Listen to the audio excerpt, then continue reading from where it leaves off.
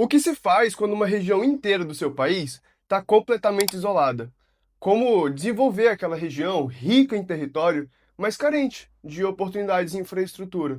Como levar qualidade de vida para as pessoas que moram ali? E mais, como garantir a soberania nacional de um território que sofre sobre interferências externas, que falam sobre internacionalização da Amazônia?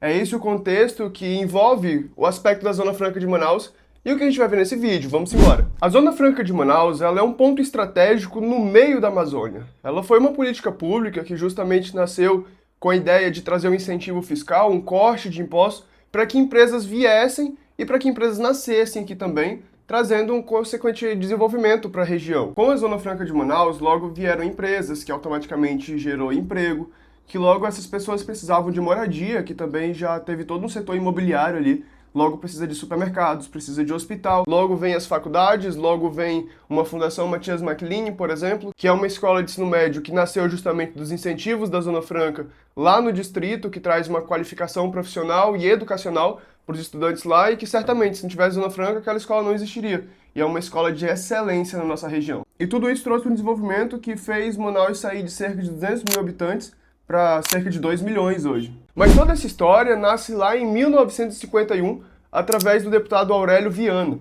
Ele foi o primeiro deputado que protocolou um projeto de lei que falava sobre um Porto Franco em Manaus, que era o chamado Vale do Amazonas, com a ideia justamente de integrar a região da Amazônia, a região do Amazonas, e todo esse contexto às políticas nacionais, ao desenvolvimento econômico do país por completo. Ele foi o primeiro deputado que apresentou esse projeto de lei.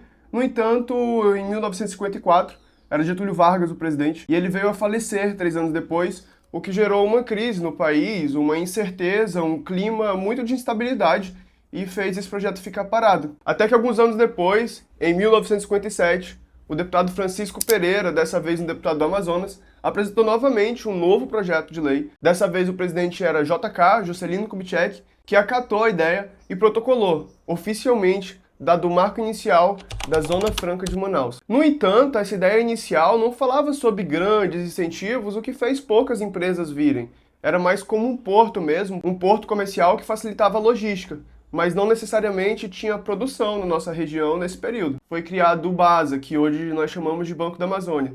Foi o primeiro banco estatal justamente para trazer um incentivo da liberação de crédito para poder fomentar essas empresas que viriam a se estabelecer aqui, fazendo o financiamento desse desenvolvimento regional. E logo depois, já sobre um novo governo, sobre um novo regime, Castelo Branco era o presidente da época. Em 1967, nasce um novo decreto, reconfigurando toda aquela questão da então Zona Franca de Manaus. Dessa vez trazendo um incentivo maior, trazendo um planejamento de verdade, que falava sobre produção industrial, comercial e agroindustrial. Então, em 1967, nasce o decreto de número 288.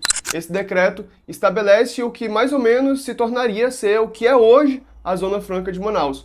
Um sistema complexo de produção, que realmente incentiva todos os setores produtivos da região. E com esse decreto nasce toda uma reconfiguração do que até então era o Porto Franco de Manaus. Ele deixa de ser somente uma área de livre comércio e passa a ter um verdadeiro planejamento, atingindo tanto a questão industrial, a comercial e também a agroindustrial, fazendo um planejamento nas 3 pontas e que tinha também um banco de desenvolvimento. Com isso nasce também a Suframa, que ficou responsável por organizar todas as empresas que viriam se estabelecer aqui e fazer a administração dessa região, fazendo análise dessas empresas que poderiam ter o incentivo fiscal para se estabelecerem aqui. Uma vez resolvida toda a questão burocrática e legal da Zona Franca, nasce a primeira empresa a ter seu projeto aprovado, em 1968.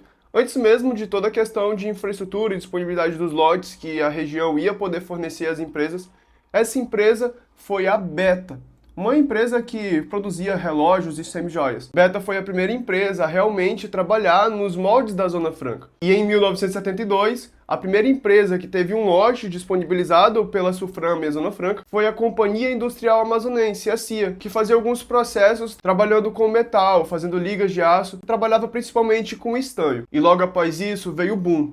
Zona Franca começou a produzir motocicletas, ar-condicionado, eletrônicos, eletrodomésticos, smartphones, termoplásticos e também bens de informática. E com o sucesso no Amazonas, o modelo se expandiu para o Acre, Rondônia, Roraima e chegou até mesmo no Amapá. Agora uma observação de um ponto muito crítico. Lembra da Guerra Fria? Aquele conflito envolvendo a União das Repúblicas Socialistas Soviéticas, que era a Rússia, e do outro lado os Estados Unidos? Era um conflito de tensão, um clima de estabilidade do mundo todo? Tinha uma lógica clara.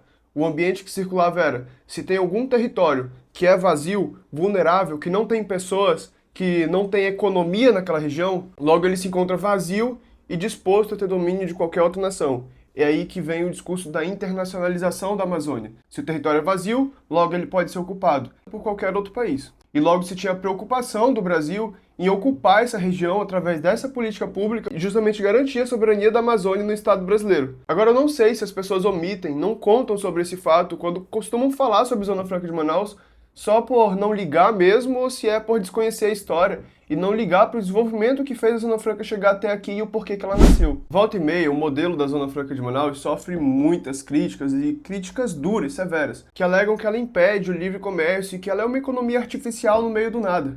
Peraí, uma observação, não é no meio do nada. Você está ignorando toda a população que aqui habita, todo o desenvolvimento econômico e social que a Zona Franca trouxe e também a garantia de soberania para o Estado brasileiro dessa região. Sem esse modelo, a gente tem um boom de desemprego, um êxodo rural muito grande e também o enfraquecimento regional de toda a região norte do país. Críticas são legítimas, mas destruir sem alternativa é irresponsabilidade. Ignorar os resultados é ignorar a história. A Zona Franca está longe de ser perfeita. Quando ela nasceu lá em 1951, teve várias alterações até hoje, 2026. No início do projeto, a Suframa não existia, eram outras organizações que legitimavam esse modelo e não estava nem mesmo em Manaus, estava lá em Belém. Mas com o tempo ele foi se desenvolvendo até que a gente chegou no estado que está hoje. Nessa região toda a gente tem vários recursos minerais, a bioindústria pode ser muito forte, até mesmo o agronegócio, a gente tem várias fontes de riqueza, mas infelizmente a gente ainda está em um processo de modernização, de infraestrutura, que hoje a gente ainda não atingiu para poder não ser mais necessária a Zona Franca. Se a gente tem uma grande massa de população, não só em Manaus, mas também no interior, um grande mercado consumidor, as empresas não precisam mais de incentivo fiscal para poder se estabelecer aqui porque elas continuam tendo lucro. Mas hoje, no estado em que a gente se encontra, se daqui para amanhã esse modelo deixa de existir, a gente vai voltar para o passado. Desde a época da borracha, que foi um grande modal econômico que do dia para a noite desapareceu e fez toda a região se empobrecer, tendo uma perca da qualidade de vida, tendo uma pobreza extrema, tendo um analfabetismo extremo, tendo uma falta de educação, falta de segurança, porque onde o Estado não está, a criminalidade ganha espaço e quem perde é a população. O futuro do Amazonas exige mais soluções estratégicas, mais modelos econômicos e não menos. Grandes nações não abandonam projetos que deram certo. Elas aprimoram. Uma vez eu fiquei muito decepcionado com um comentário na internet dizendo que era para poder acabar com esse modelo da Zona Franca de Manaus e levar, por exemplo, para São Paulo. Nada contra o estado de São Paulo, mas só uma reflexão para uma equidade nesse debate. São Paulo, desde que o Brasil se tornou Brasil, desde por volta de 1500, já começou o desenvolvimento, já começou a abertura de estradas, de ferrovias. Como que a gente vai disputar em pé de igualdade, sem incentivos fiscais, com uma região como o Amazonas, que começou a ter os primeiros planejamentos de infraestrutura em 1800, 300 anos depois. Então a gente estaria 300 anos mais tarde do desenvolvimento. Ainda bem que a tecnologia facilita para a gente avançar esse tempo e ter um prejuízo menor. Mas aqui eu digo algo muito sério para quem faz esse tipo de comentário. Gente, empresa busca mão de obra barata e qualificada, empresa busca incentivo fiscal, empresa busca lucratividade. E o Amazonas oferece isso. E desculpa te dizer, mas essas empresas não vão para São Paulo se elas saírem daqui. Elas vão até mesmo para outros países, como o Vietnã, como o Uruguai. Elas vão para onde o Estado oferece incentivo para elas se estabelecerem lá. Elas não vão porque elas são boazinhas. Elas vão porque aquilo vai dar lucro para elas e, consequentemente, vai desenvolver a região. Então é bom para a gente também. Se a Zona Franca acaba, não é só o povo amazonense que perde, é o Brasil. Outro ponto crítico é dizer que a Zona Franca só incentivou a Manaus e não o interior do estado. Aí está um grande outro erro. Claro que ela precisa se expandir também, a gente precisa desenvolver o nosso interior do estado, que hoje é muito fragilizado. Agora, uma coisa muito curiosa, grande parte das universidades daqui de Manaus tem muitos alunos que vêm do interior justamente para buscar uma capacitação técnica profissional e um trabalho, que o interior hoje não oferece isso. No entanto, se Manaus não tivesse se desenvolvido, esse jovem não estaria procurando Manaus, mas sim um estado mais distante ainda, talvez Tocantins, Rondônia, Roraima, São Paulo, Rio de Janeiro, o que certamente seria muito mais difícil do que procurar Manaus, a capital do próprio estado. Dentre todas as soluções que podem existir para os mais diferentes municípios do nosso estado, eu vou apontar apenas uma, do município de Apuí, que foi onde eu passei minha infância. Lá é uma região onde o agronegócio é muito forte, em que realmente a Zona Franca não consegue atingir lá. Mas através do agronegócio, se lá tivesse um abatedouro, se lá tivesse mecanismos promovidos seja pela iniciativa privada, seja pela iniciativa pública, para desenvolver o agronegócio naquela região, talvez os jovens não precisassem estar vindo para Manaus, ficar distante da sua família, buscando um curso de direito, de medicina, de engenharia, de veterinária, mas a solução está aí, em desenvolver o setor do agronegócio da região, garantindo o desenvolvimento daquela cidade e poder permitir que o jovem permaneça ou saia de lá não por necessidade, mas pela livre vontade dele, direcionamento da vida que ele quer para o futuro. E veja bem, a solução está em acelerar o processo do agronegócio naquela região e não acabar com a Zona Franca de Manaus para poder resolver. Isso não resolve nada. É expandir, não diminuir. Ignorar todo o contexto social e econômico que circula sobre a Zona Franca de Manaus é covardia. E agora a pergunta final.